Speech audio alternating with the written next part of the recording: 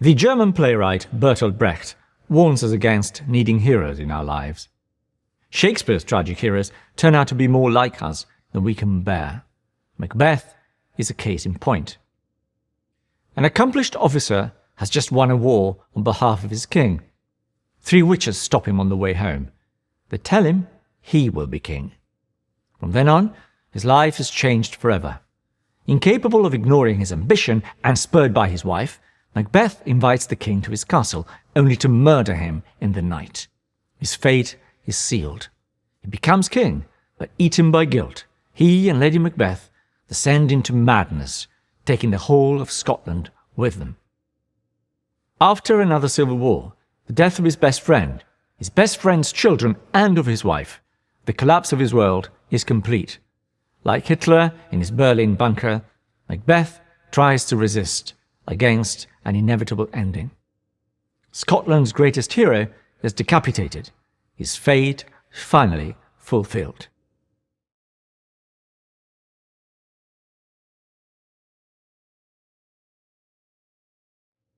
Just like Lear, we have a family tragedy. There are battles and there is heroism, cowardice and courage, violence and death. But yet above all, Macbeth is a tragedy of love. Love of power, love of ambition, and Macbeth's love of his wife. It is about a man and a woman in it together. The nature of desire, the nature of temptation. Like Adam and Eve, Macbeth and Lady Macbeth are human archetypes, the darkest side of ourselves. The story is one we see reflected in history all the time, from Elena Nicolae Ceausescu in 1990 Romania to the president and his wife in House of Cards. A man and a woman who will do anything for power and for each other. But power is a curse. Royalty matters too. It intrigues and excites us all. We want the people who embody it to be different and are forever trying to grasp their humanity. So we worship the king and want to see him naked, so that we can despise him. This is how Macbeth works.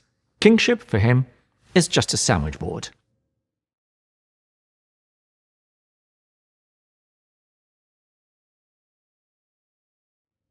Now Macbeth also, like Hamlet, has been given a role he didn't expect.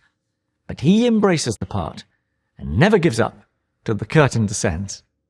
Like Hamlet, however, he has moments, just moments, of doubt.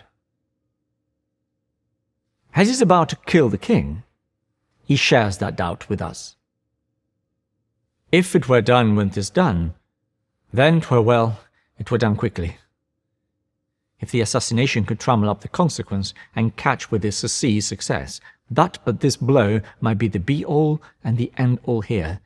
But here, upon this bank and shoal of time, would jump the life to come. But in these cases we still have judgment here. We but teach bloody instructions, which being taught return to plague the inventor. This even-handed justice commends the ingredients of our poisoned chalice to our own lips. Is here in double trust. First, as I'm his kinsman and his subject, strong both against the deed. Then as his host, who should against his murderer shut the door, nor bear the knife myself. Besides, this Duncan hath borne his faculties so meek, hath been so clear in his great office, that his virtues would plead like angels, trumpet-tongued against the deep damnation of his taking off. And pity, like a naked newborn babe striding the blast, or heaven's cherubims, horsed upon the sightless chorus of the air, shall blow the horrid deed in every eye, the tears shall drown the wind. I have no spur to prick the sides of my intent, but only vaulting ambition, which o'erleaps itself and falls on the other. In a sense, this speech by Macbeth could be in Hamlet's mouth. It is another to be or not to be. Macbeth is made to act, persuaded to act, and act he does, of course, with all the tragic consequences of the case. The poisoned chalice he mentions is nothing but our own common humanity. And then pity is mentioned, that key, very central ingredient in any tragedy. Pointless? Necessary? Or? I wonder what you think. His intent, his ambition, will overleap itself and fall on the other. In those last lines, we have the template, the algorithm of any tragic journey. We could have another Hamlet on our hands, but Macbeth has a wife. She will make sure he follows through his promise to commit the gravest crime, an act of treason against the king, against his friend, and his guest. King Duncan is staying with the Macbeths for the night. Her speech, when his determination falters, is a chilling example of someone who thinks they are in charge of events, without realizing really events are already in charge of them. Tragic fate is in motion. As Vladimir puts it, nothing to be done. All is being done for us and to us. Was the hope drunk wherein you dressed yourself? Hath he slept since, and wakes it now to look so green and pale at what he did so freely? From this time, such I account thy love, that thou wert feared to be the same in thine own act and valour, as thou art in desire? And when we think she has completely undermined, destroyed even, emasculated her husband by questioning the fact he is showing some moral doubts when faced with the possibility of killing his king, she turns nasty and personal. O beast 'twas then, that made you break this enterprise to me. When you durst do it, then you were a man. And to be more than what you were, you will be so much more the man. Nor time, no place did then adhere, and yet you would make both. They have made themselves, and that their fitness now does unmake you. I have given suck, and know how tender 'tis to love the babe that milks me. I would, while he was smiling in my face, have plucked my nipple from his boneless gums and dashed the brains out, and as sworn as you have done to this. What a piece of work is a man, remember? But what is a man as far as Lady Macbeth is concerned? A man can only call himself that if he is happy to be a murderer for the sake of power and ambition. Macbeth does just that, and all will be over. The hero becomes the anti-hero. And like Lear, in which a bad old man is redeemed, here a good man is cursed against, like Hamlet.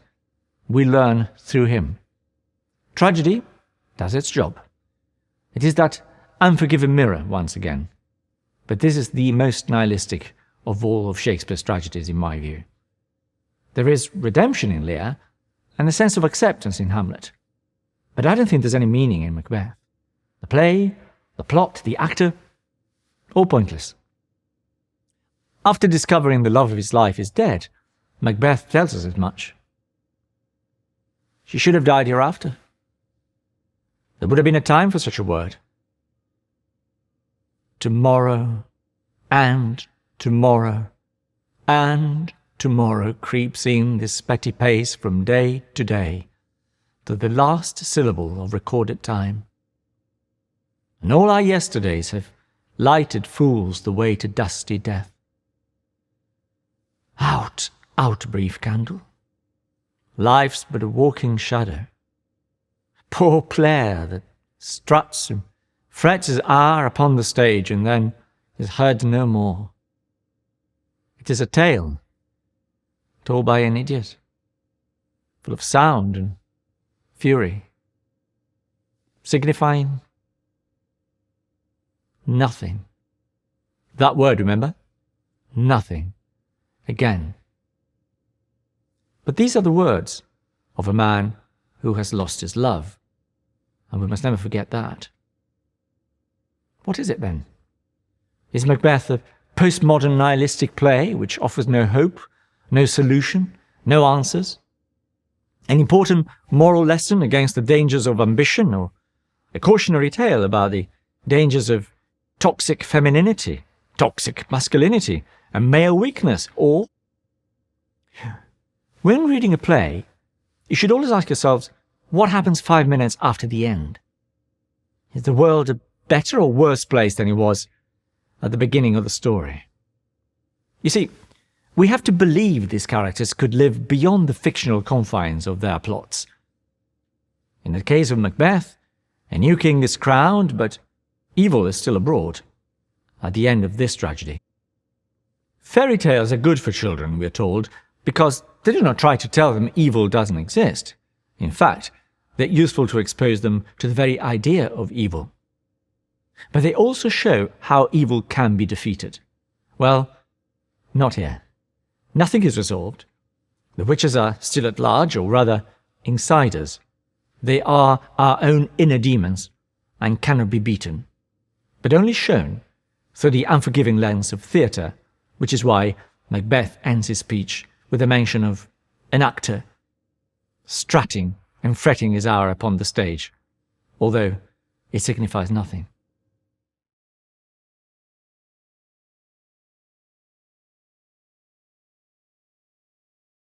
Shakespeare's tragedies are pretty uncomfortable things.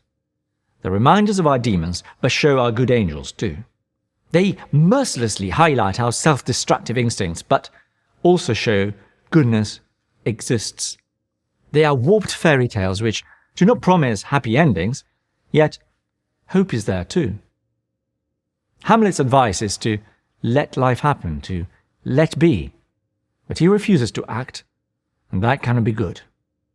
Macbeth does the opposite. That isn't good either. Shakespeare's tragedies, in other words, force us to ask very important questions about ourselves. When is a price too high for the sake of our ambition? Can we hate a man's actions without hating the man, the sin, but not the sinner? Does the manner of a man's death define his existence? Macbeth is killed by the things he loves: the crown, his own ambition, and his queen. But Shakespeare's tragedies manage to celebrate humanity too. John Donne, the poet, tells us no man is an island. We are of mankind. Lear's death diminishes us all. The poor, bare, fought creature is dead, alone in an empty landscape. But at least he has learned how grief is a price we pay for love.